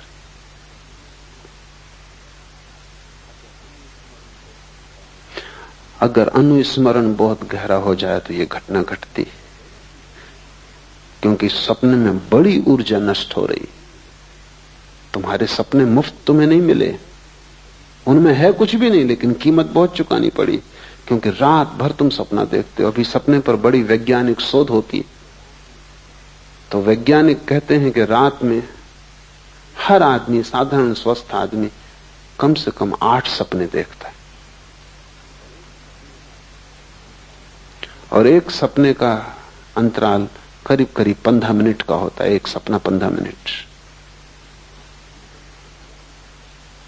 तो 8 सपने का मतलब हुआ कि कम से कम 2 घंटे रात सपना देखा जा रहा है। और ये बिल्कुल सामान्य स्वस्थ आदमी, जिसमें कोई मानसिक विकार नहीं, ऐसा आदमी खोजना मुश्किल। आम आदमी तो रात के 8 घंटे की नींद में करीब करीब 6 घंटे सपना देखता है। ये 6 घंटे जो सतत सपने की धारा भीतर चल रही है, इसमें तुम्हारी शक्ति नष्ट हो रही है। ये मुफ्त नहीं है, ये तुम खरीद रहे हो अपने जीवन को देकर। मंत्र इस शक्ति को राम में केंद्रित कर लेता है, या कृष्ण में, या क्राइस्ट में, या ओंकार में। कोई भी शब्द काम दे देगा, कोई जरूरत नहीं भगवान का नाम, खुद का नाम भी अगर तुमने दोहराया तो काम दे देगा। अंग्रेज कवि हुआ टेनिसन, उसने अपने संस्मरण में लिखा है कि मुझे बचपन से ही न मालूम कैसे ये हो गया कि जब मुझे नींद ना आती थी तो मैं अपने को जोर जोर से कहता था टेनिसन टेनिसन टेनिसन, और मुझे नींद आ जाती। फिर मुझे तरकीब हाथ पड़ गई कि जब भी मैं बेचैन होता तो मैं भीतर कहता टेनिसन टेनिसन टेनिसन, मेरी बेचैनी खो जाती। फिर मैंने इसका मंत्र बना लिया। अपना ही नाम भी अगर तुम लोगे तो उतना ही लाभ हो सकता है, हालांकि होगा नहीं, क्योंकि तुम्हें अपने नाम पर उतना भरोसा नहीं हो सकता। बाकी फर्क कुछ भी नहीं। राम कहो, रहीम कहो, उससे कोई फर्क नहीं पड़ता। कोई भी नाम हो, उससे कोई फर्क नहीं पड़ता। सवाल नाम का नहीं, शब्द सभी एक जैसे, और सभी नाम परमात्मा के। तुम्हारा नाम भी। कोई भी एक शब्द को पकड़ के अगर दोहराया जाए तो उसका एक संगीत भीतर पैदा हो जाता है, एक ध्वनि पैदा हो जाती। उस ध्वनि में स्वप्न की जो ऊर्जा है वो लीन हो जाती। मंत्र स्वप्नों को नष्ट करने के उपाय हैं। उनसे कोई परमात्मा को नहीं पाता, लेकिन स्वप्न को नष्ट करना परमात्मा को पाने के मार्ग पर बड़ा कदम है। मंत्र एक प्रक्रिया है, एक विधि है, एक औजार है, एक हथौड़ी है, जिससे हम सपनों को चकनाचूर कर देते। और सपने भी क्या है, शब्द हैं, इसलिए शब्दों की हथौड़ी उन्हें चकनाचूर कर सकती। उनके लिए कोई लोहे की असली हथौड़ी भीतर ले जाने की जरूरत भी नहीं। नकली है, नकली हथौड़ी काम कर देगी। नकली बीमारी के लिए असली दवाई हमेशा खतरनाक है। नकली बीमारी के लिए नकली दवाई ही उचित होती, क्योंकि वही उसको नष्ट कर सकती है। स्वप्न क्या है? विकल्प है। और मंत्र क्या है? मंत्र संकल्प है। वो भी विकल्प का ही एक रूप है, लेकिन स्वप्न बदलते हुए हैं, क्षणभंगुर है। मंत्र सतत है और एक ही है। धीरे धीरे सभी स्वप्नों की ऊर्जा मंत्र में लीन हो जाती। और जिस दिन रात्रि में नींद में भी स्वप्न ना आए, मंत्र चलने लगे, तुम समझना कि तुमने स्वप्न पर विजय पा ली। तुम समझना कि तुम्हारा सपना टूटा। सत्य शुरू हुआ, उसके बाद सुसुप्ति में प्रवेश हो सकता है। लेकिन तुम उल्टा ही कर रहे हो, तुम विकल्पों को शक्ति देते हो। तुम्हारे भीतर व्यर्थ के विचार चलते हैं, उनको भी तुम साथ देते हो। बैठे हो खाली तो यही सोचने लगते हो कि अगले इलेक्शन में खड़े हो जाएं। फिर सपना शुरू हुआ, फिर राष्ट्रपति से हुए बिना काम नहीं चलेगा। फिर तुम सपने में राष्ट्रपति हो जाते हो, स्वागत समारोह हो रहे हैं और तुम इस सबको रस ले रहे हो, और तुम कभी भी नहीं सोचते कैसी मूढ़ता है, क्या तुम कर रहे हो। तुम एक व्यर्थ के विकल्प को ऊर्जा दे रहे हो, साथ दे रहे हो। और ऐसे ही व्यर्थ के विकल्पों से भरा हुआ तुम्हारा चित्त है।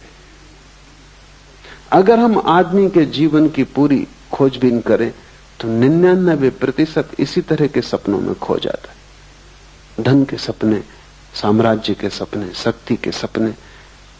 तुम पा भी लोगे तो क्या मिलेगा। अमेरिका का एक बहुत प्रसिद्ध प्रेसिडेंट हुआ, काल्विन कूलिच। बड़ा शांत आदमी था, भूल से ही वो राष्ट्रपति हो गया, क्योंकि उतने शांत आदमी उतनी अशांत जगहों तक पहुंच नहीं सकते। वहां पहुंचने के लिए बिल्कुल पागल दौड़ चाहिए। वहां जो जितना ज्यादा पागल, वो छोटे पागलों को दबा के आगे निकल जाता। कूलिच कैसे पहुंच गया, ये चमत्कार है। वो बिल्कुल शांत आदमी था, न बोलता न चालता। कहते हैं किसी किसी दिन ऐसा हो जाता कि 10-5 शब्दों से ज्यादा ना बोलता।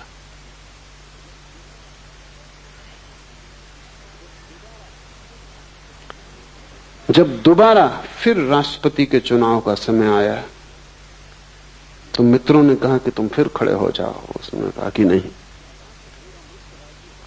तो उन्होंने कहा कि क्या बात है, पूरा मुल्क राजी है तुम्हें फिर से राष्ट्रपति बनाने को। उसने कहा अब नहीं, एक बार भूल हो गई काफी। पहुंच के कुछ भी न पाया। अब 5 साल और खराब मैं न करूंगा। और फिर राष्ट्रपति के आगे बढ़ती का कोई उपाय भी नहीं है। जो रह चुके, अब उसके आगे जाने की कोई जगह भी नहीं है। जगह होती आगे तो शायद सपना बना रहता। इसलिए तुम्हें पता नहीं, जो लोग सफल हो जाते हैं सपनों में, उनसे ज्यादा असफल आदमी खोजना मुश्किल है। क्योंकि सफलता के आखिरी कगार पर उन्हें पता चलता है जिसके लिए दौड़े, भागे, पा लिया, यहां कुछ भी नहीं है। यद्यपि अपनी मूढ़ता छिपाने को वो पीछे जो लोग अभी भी दौड़ रहे हैं उनकी तरफ देख कर मुस्कुराते रहते हैं, हाथ हिलाते रहते हैं, विजय का प्रतीक बताते रहते हैं। वो हार गए और विजय का प्रतीक बताते रहते हैं जो पीछे ना समझ अभी और दौड़ रहे हैं। अगर दुनिया के सभी सफल लोग ईमानदारी से कह दें कि उनकी सफलता से उन्हें कुछ भी ना मिला है, तो बहुत से व्यर्थ सपनों की दौड़ बंद हो जाए। लेकिन ये उनके अहंकार के विपरीत है कि वो कहें उन्हें कुछ भी नहीं मिला। पीछे तो वो यही बताते रहते हैं कि उन्होंने परम आनंद पा लिया है। वो जिसकी पूंछ कट गई हो, वो दूसरों की पूंछ कटवाने का इंतजाम करता रहता। अन्यथा पूंछ कटा अकेला होगा तो बड़ी गिलानी होगी, सबकी कट जाए।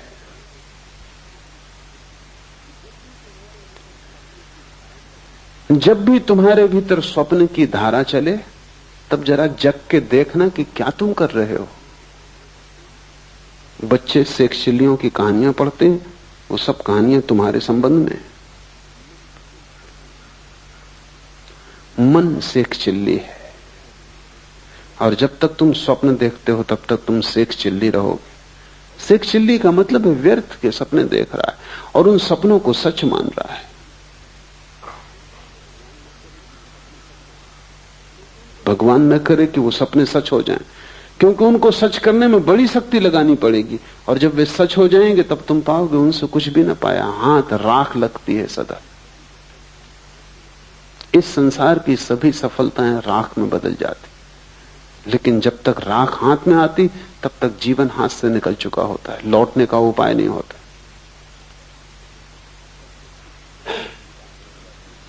और तब तक सिर्फ छिपाने की बात रह जाती है कि लोगों से छिपा लो कि तुम्हारा जीवन व्यर्थ नहीं गया, तुम बड़े सार्थक हो गए हो, तुमने कुछ पा लिया है। विकल्प ही स्वप्न है, इन विकल्पों को शक्ति मत देना। और जब भीतर स्वप्न चले तब हिला के अपने को जगा लेना और स्वप्न को तोड़ देना जितने जल्दी हो सके। मंत्र उपयोगी हो सकता है स्वप्न को तोड़ने में। मंत्र के संबंध में हम आगे विचार करेंगे, कैसे मंत्र कारगर हो सकता है। मंत्र निश्चित ही स्वप्न को तोड़ देता है। और अविवेक अर्थात स्वबोध का अभाव सुसुप्ति है, और जहां सभी कुछ खो जाता है, कोई विवेक न रह जाता, कोई होश नहीं रह जाता, न बाहर का कोई होश न भीतर का कोई होश। जहां तुम सिर्फ एक चट्टान की भांति हो जाते हो गहन तंद्रा में।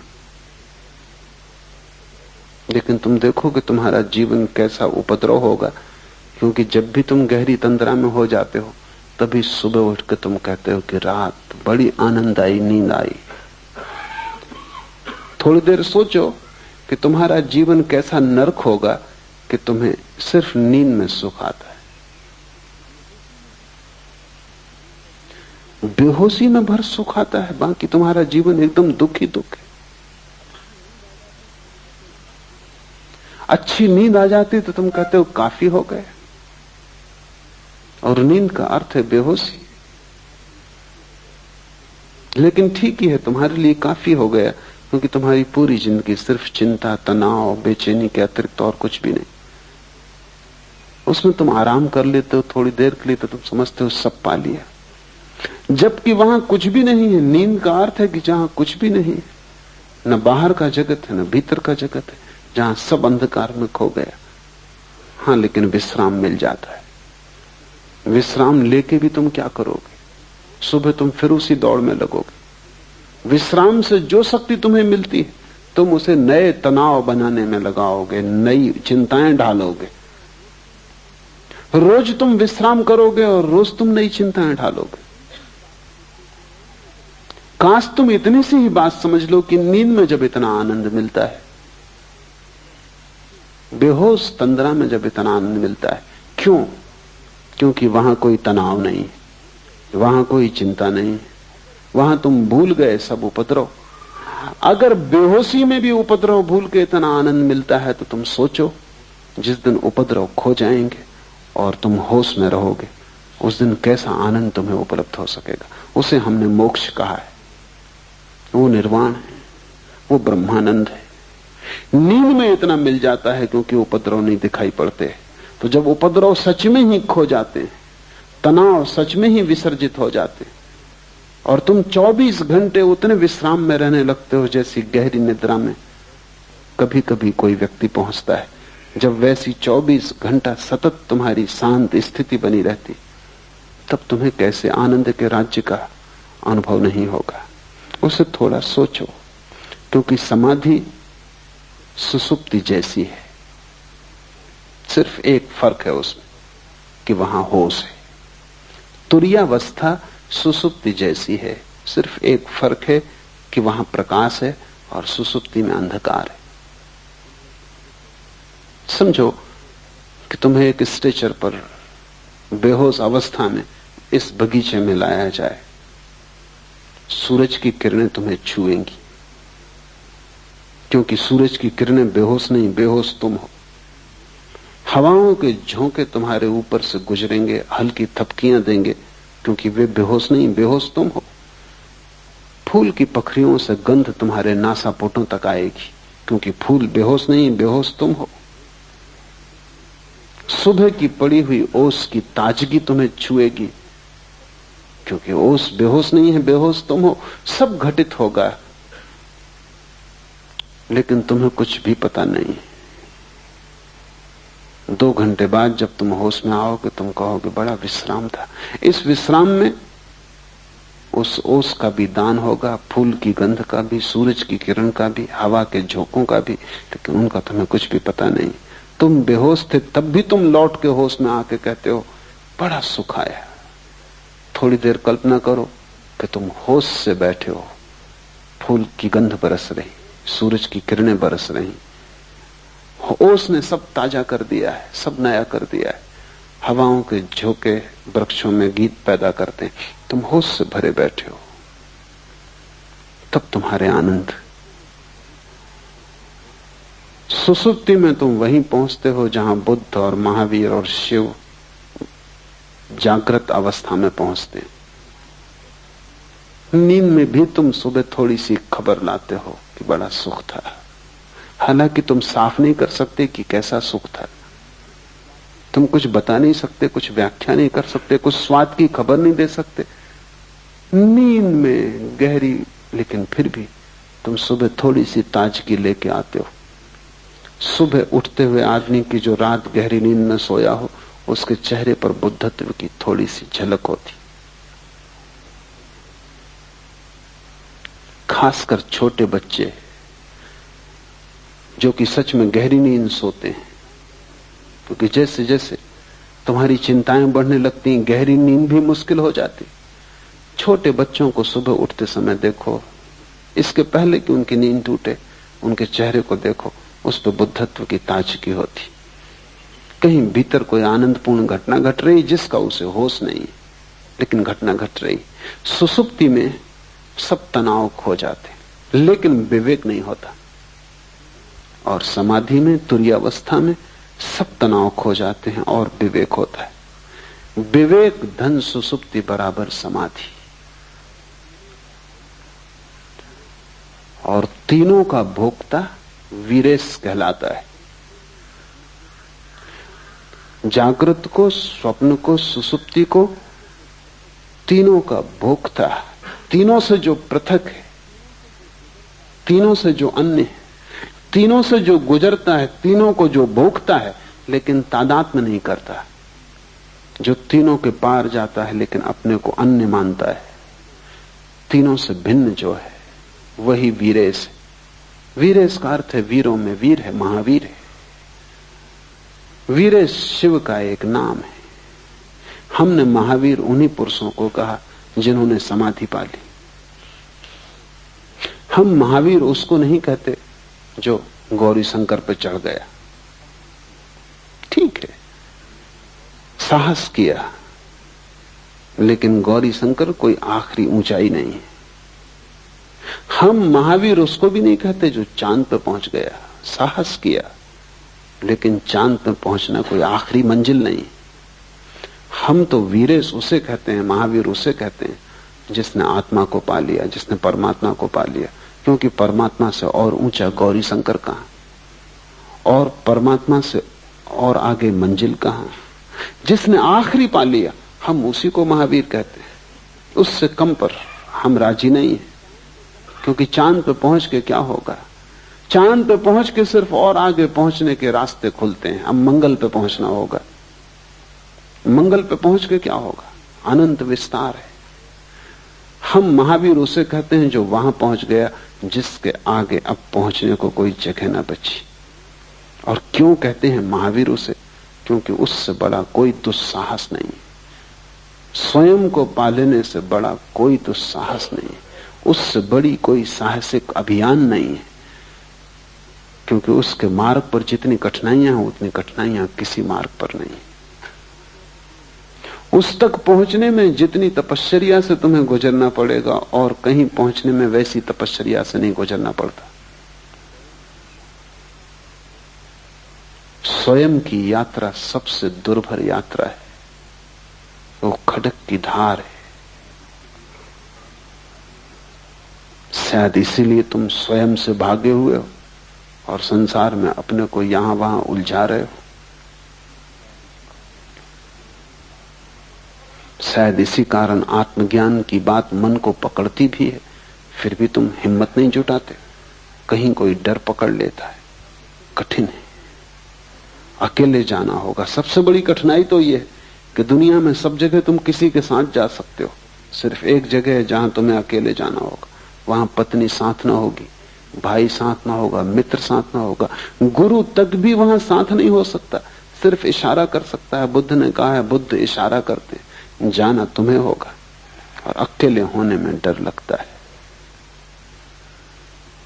और चारों तरफ इतने लोग हैं, इतने सपने हैं, सपनों में कई तो बड़े मधुर सपने हैं, उनमें बड़ा रस है। उन सबको तोड़कर, इस सब सपने के जाल को गिराकर सत्य की यात्रा पर थोड़े से दुर्लभ लोग निकलते हैं। उनमें से भी बहुत से बीच यात्राओं से वापस लौट आते। लाखों में एक उस यात्रा पर जाता है, क्योंकि बड़ी कठिन है, और लाखों जाते हैं, उनमें से कोई एक पहुंच पाता है। इसलिए हमने उस अवस्था को वीरेश कहा है। 3 के पार जो चौथा तुम्हारे भीतर छिपा है, वही गौरी शंकर है, वहीं पहुंचना है। और पहुंचने का रास्ता यह है कि तुम जागने में और जागो।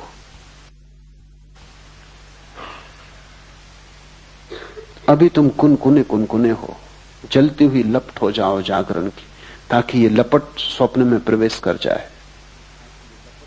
स्वप्न में भी जागो ताकि स्वप्न टूट जाएं। स्वप्न में इतने जागो कि जागने की एक किरण सुसुप्ति में भी पहुंच जाए। बस जिस दिन तुम सुसुप्ति में दिया लेके पहुंच गए, तुमने वीरेश होने का द्वार खोल लिया, तुमने मंदिर पर पहली दस्तक दी। अनंत आनंद है, लेकिन बीच का मार्ग चलना ही पड़े, कीमत चुकानी ही पड़े। और जितना बड़ा आनंद पाना हो, उतनी बड़ी कीमत चुकानी पड़ेगी। सस्ता कोई सौदा नहीं हो सकता। बहुत लोग सस्ते सौदे की कोशिश भी करते हैं, बहुत लोग शॉर्टकट खोजते। उनको शोषण करने वाले गुरु भी मिल जाते हैं जो कहते हैं कि बस इससे सब हो जाएगा, कि तुम ये ताबीज बांध लो, कि तुम मुझ पे भरोसा रखो, बस कि तुम दान कर दो, पुण्य कर दो, कि तुम मंदिर बना दो। ये सब सस्ती बातें हैं, इनसे कुछ हल होने वाला नहीं। इनसे सिर्फ तुम धोखे में पड़ते हो। यात्रा करनी ही पड़ेगी। फिर और भी सस्ते मार्ग खोजने वाले लोग, कोई गांजा पी के सोचता है समाधि लग गई, कोई भंग खा के सोचता है कि ज्ञान उत्पन्न हो गया। हजारों साधु सन्यासी हैं, गांजा, अफीम, भंग का उपयोग कर रहे हैं। अभी पश्चिम में उनका प्रभाव बहुत बढ़ गया, क्योंकि पश्चिम में और भी अच्छे मादक द्रव्य खोज लिए गए। हसीस, मारिजुआना, एलएसडी और भी वैज्ञानिक केमिकल खोज लिए गए, जिनका तुम एक इंजेक्शन ले लो और तुम समाधिस्थ हो गए। एक गोली ले लो, समाधि उपलब्ध हो गई। जैसे तत्क्षण काफी तैयार की जा सकती है, वैसे तत्क्षण समाधि भी तैयार की जा सकती है। काश इतना सस्ता होता, और काश नशे में खोने से कोई ज्ञान को उपलब्ध होता, तो सारी दुनिया कभी की हो गई होती। इतना सस्ता नहीं है, लेकिन सस्ते की खोज मन करता है।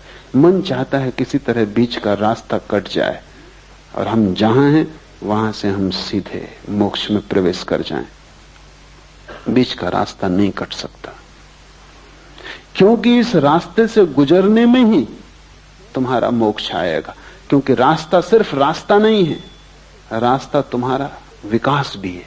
यही तकलीफ है। बाहर तो हो सकता है लंदन से हवाई जहाज उठता है, सीधा बंबई उतर जाए, बीच का रास्ता काट दिया।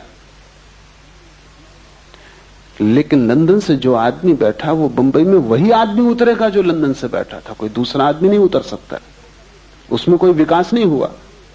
ये यात्रा बाहर की है, लेकिन तुम जहां हो यहां से मोक्ष में उतरने का कोई हवाई यात्रा नहीं हो सकती। और जो भी कहते हैं हो सकती, वो धोखा देते। क्योंकि ये यात्रा एक बिंदु से दूसरे बिंदु की यात्रा नहीं है, एक जीवन स्थिति से दूसरे जीवन स्थिति में प्रवेश है। बीच के मार्ग से गुजरना ही होगा, क्योंकि उस गुजरने में ही तुम निखरोगे, जलोगे, बदलोगे। उस गुजरने की पीड़ा से ही तुम्हारा विकास होगा। वो पीड़ा अनिवार्य है, उस पीड़ा से गुजरे बिना कोई वहां नहीं पहुंच सकता। और तुमने अगर कोई संक्षिप्त रास्ता खोजा तो तुम सिर्फ अपने को धोखा दे रहे हो।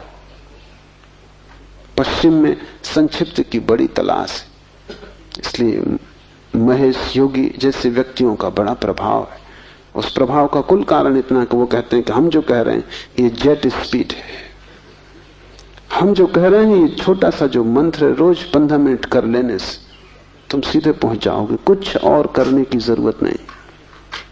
न तुम्हारे आचरण को बदलने की जरूरत है, न तुम्हारे जीवन को बदलने की जरूरत है, न तुम्हें कुछ खोना है बाहर की दुनिया में।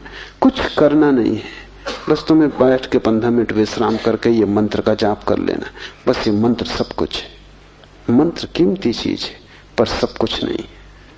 और मंत्र से सपने काटे जा सकते हैं, सत्य नहीं मिलता। सपना काटना सत्य के मिलने के मार्ग पर एक हिस्सा है। लेकिन मंत्र कोई दोहरा के कोई समझता हो कि सब हो गया, कि कोई माला फेर के समझता हो कि सब हो गया, तो वो बचकाना है। वो भी योग्य भी नहीं है, समझ के भी योग्य नहीं, पहुंचने की तो बात दूर है। दूभर है मार्ग, उस दूभर से गुजरना होगा।